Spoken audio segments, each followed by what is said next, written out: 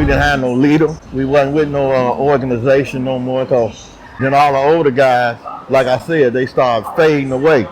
So that left a void, and that gave me an opportunity to rise up, you know, because like I told you, I was a soldier before I was anything, a chief. I was a soldier, and I took orders, and I did what I put in a lot of work. I'm gonna put it like that. I put in a lot of work. So we covered from Halsted to Cottage Grove, from maybe 87 to the hundreds, the beginning 99th to 100. So now, when the guys that was in charge started stepping away, it gave me a chance to come up, you know, rise up, be recognized. But I'm known all through the community. So now it's no leadership and everybody looking at me, you know, looking towards me. I ain't gonna say default because I put in a lot of work. So it just happened because I was true and they knew I was real. We're gonna say hundreds. Once I took over the Syndicate, Blackstone Syndicate Rangers, then I was in play with hundreds of guys. Well, I just told you we stepped away from the Blackstone, so they was mad, they was upset. Then we surrounded by disciples. Yeah, we surrounded by disciples. On 95th, we was surrounded by, I think, 3 different disciple organizations at that time. I told you we had a pool room on 95th and Wentworth across the street from the projects. The projects is the Lone Home, and in back of that is Princeton Park. So I'm in the projects all the time with my guys, and when Dee would get through shooting pool or whatever, because he came up there, he was hanging with the older guys. So when he would come over to the projects, he was observing, he was watching me moving around. I guess he had inquired about me, and they, you know, the older guys told him that's U.S. He the man now, and this his thing. So eventually, he approached me. You know, he approached me one hot day in the summer of 1968. I can't say what day, what month, but it was the summer of 1968. I'm 17 years old, and he approached me. And he was like, man, all these your guys? I've been watching you. I'm like, yeah, these my guys. He said, you know what? I said, what? He said, I got a guy that's on the same thing you on. And he said his name, Larry Hoover. And you know me, I'm like, who? Larry Hoover. Now I done heard of Jeff Floyd, David Boxtel, Mickey Caldwell. I done heard of all these guys, but I never heard of Larry Hoover. So when he said Larry Hoover, I was like, oh, okay. So he said he in Inglewood, down on 68th Street, around Green, Halsted, around there. I want you to meet him. I said, yeah, okay, you know, I'll meet him. I told him, yeah, I'll meet him, but you know, I put it off. I wasn't in a hurry to go down there. I'm already a chief. Every now and then I see Dee come over to the projects, and he'll ask me, when you gonna come down here with me and meet my man? I said, man, I'm gonna do it, man. Just give me a minute, you know, I'm gonna do it. So eventually, it got hot. I say about June, July. I'm standing on the corner of 95th and Wentworth. And Dee pulled up in what we call a trap car. You ever heard of a trap car?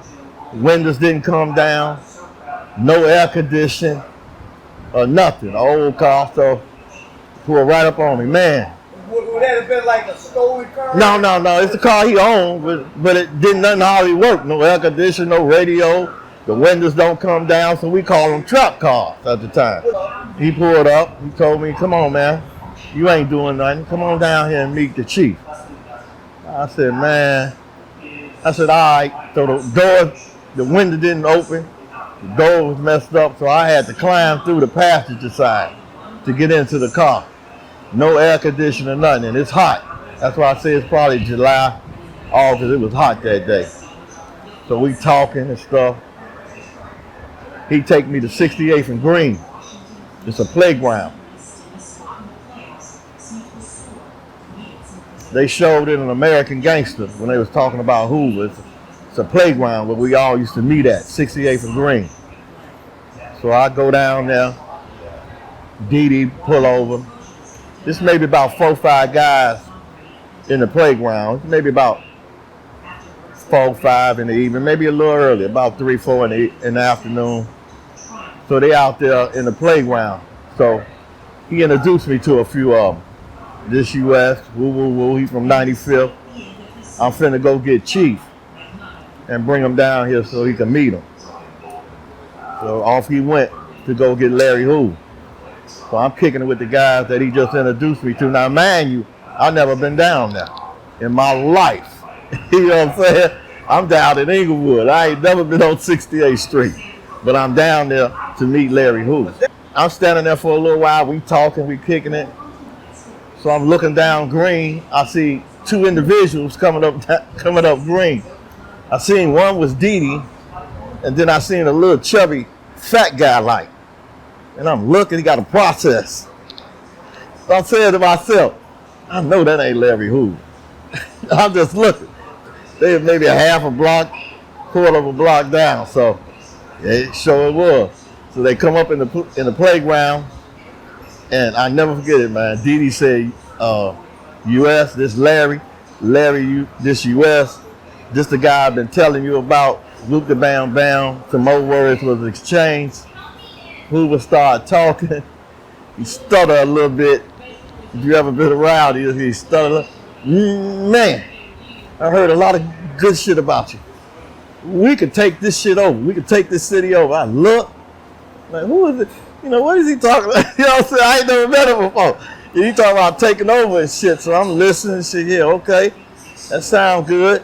He said, man, come on. We used to say, hook up, you know. Hook up, you know, he's like, hook up with me. Me and your guys hook up. We can do a lot of great things together. I'm like, okay.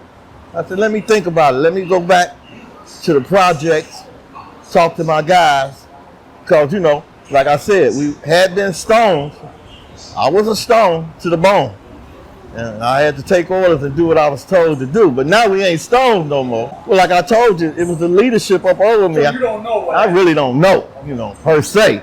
You know, it could have been this, it could have been that. I always keep telling you, I was a soldier. I did what I was told to do. I didn't ask questions. I did what I was told to do. And I said, and I told Larry and Dee Dee at that time, let me go back to the project and holler at my guys. So I go back, Dee Dee bring me back in that hot car, smoking hot, no air conditioner, nothing. So we jump in there after the little meeting with Larry, and we go back to 95th. He hang out with me up in the projects. So all my guys is up there. Like that was headquarters for my guys. So we all in there that night, and they was like, where you been? I said, I went down in Inglewood with Dee Dee. They said, you went to Inglewood with Dee Dee? You know him, brother. You just met Dee Dee a month ago. You don't know Dee Dee that good. You didn't tell none of us. You didn't take none of us. You didn't take no security. I said, no, Dee Dee cool. You know, I said, no, Dee Dee cool, man. So, you know. So, all right, I'll tell what happened, what transpired. And I'll tell them that Larry Hoover want to hook up. That's what we called it, hook up. Both of the mobs together. Yeah. They say, Chief, it's your call. Now remember, I'm 17 years old. I came up in a different era. You know what I'm saying? That's all I can say to that. I came up in a different era. Like I keep telling you, I did what I was told to do. I rose up from a soldier. Hear me out. I rose up from a soldier to a chief, to a supreme chief, to a king. You know, once I met him and started hanging around him and being with him, him and Jeff Ford, you know, the only 2 guys that, you know, like I could say, really, I learned stuff from and, you know, was around at the time. And Jeff, I was around at an early age, a young age, but he was young too. But I didn't know. I think Jeff like 26, 27, the way he barking out orders, you know, telling us what to do. I said, who is this nigga? You know what I'm saying? But, you know, hey. Then when I met Larry, he was smooth, charismatic, you know, talk, you know, hey, had ideas, had plans. We had a center where we fed children before they went to school. We did great stuff. We did some good stuff. You know. Yeah, so David was still alive. So did you meet David Burke? And David Barksdale I used to see him every day on business relationships. I'm gonna put it like that. What was his personality? Compare and contrast him with Floyd. He was cool. He was cool, laid back. You know, when he talked, you know, he meant what he said and everything. But yeah, I know David personally. I know Jeff, David, and Larry. I know all of them. David had a vision that if the disciples in Inglewood and the gangsters in Inglewood came together, that they would be powerful. And that's how you got the Black Gangster Disciple Nation. BGDN. Say it again. Black Gangster Disciple Nation came from David Boxtel and Larry Hoover. Now, we feuded. We fought. Oh, yeah, we feuded. We fought. I was in it. I was in the mix. We feuded. We fought. But then David had a vision that if we come together, we'd be more powerful. And he brought it to Larry. And the rest is history. Now, remember what I said. BGDN. Black Gangster Disciple Nation. I was up there the night he got shot. He came on 68th Street for him and Larry Hoover to go to the guys and gals to go out. You know, they dressed up and they were going to party. And I don't want to tell too much because then, you know, that little nigga know too much. But, you know, I'm just going to say they went out. They was both dressed. We in the center. I'm going to make this clear. We on the center on 68th and Halsted. Well, I told you we fed the kids for breakfast before we went. Now they dressed up and they all, you know. Community center. Gangster center. Oh. Community center. Yes. Gangster community center. Yeah, gangster community. So we all in there. They finna go out. The two kings, they finna go out and party. And, you know, they got security. I'm gonna put it like that.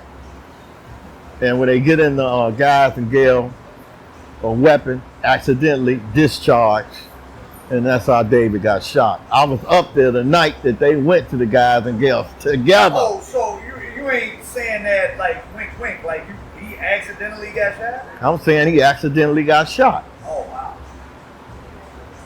And then he lived for a couple of years. Yeah, he had that kidney problem. He was on the machine and all that. Was it if that had happened today, he wouldn't have died because of medical problem. Yeah, they got, you know. Was it unexpected that he died? Yeah. Nobody gonna think he gonna die from that old gunshot wound, but he did eventually, like you said, a couple of years later.